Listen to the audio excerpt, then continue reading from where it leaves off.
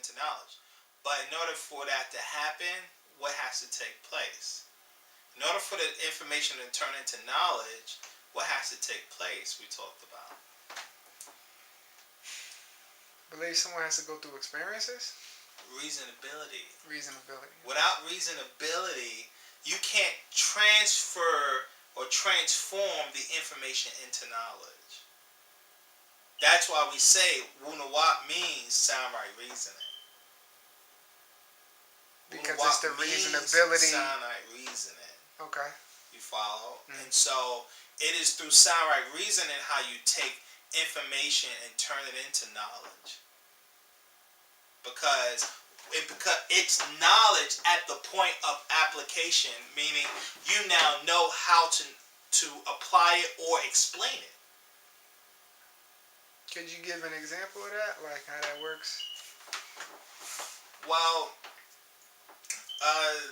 information is something as simple as we tell you, the correct your diet to the reason why we should eat correctly, basically, is for the sole purpose of the processed foods and the flesh that we're eating is destroying our bodies.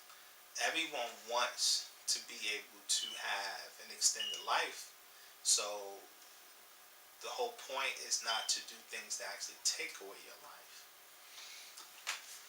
So now I'm explaining to everyone that these are the important reasons why you should have a correct diet, what you should put into your body correctly.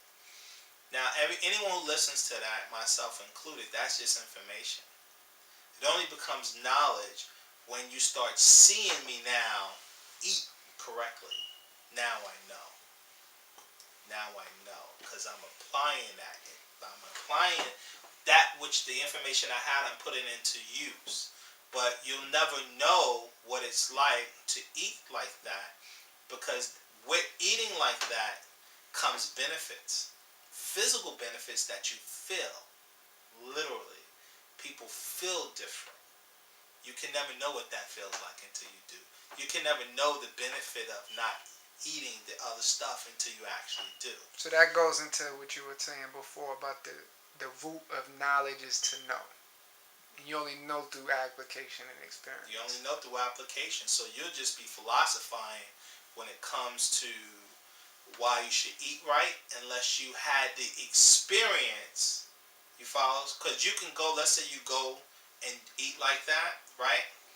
And get the experience of what that feels like, and then go back to eating bad stuff, yeah. Right? You still not, but now you know.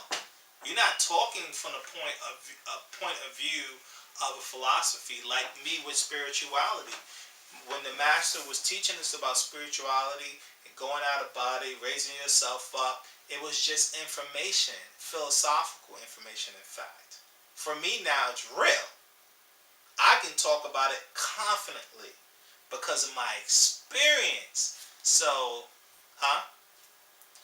now that which was information now is knowledge.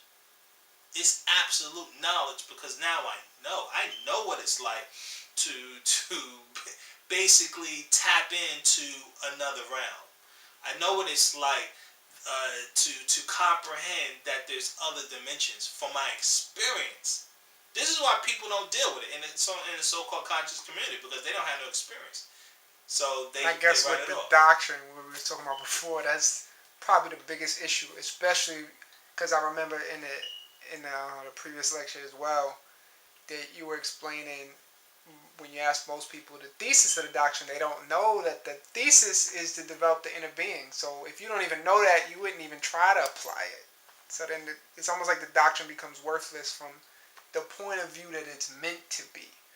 Like from a spiritual as Pat Nababian always said, if you really don't apply the information, basically, and put it into application, it just becomes words.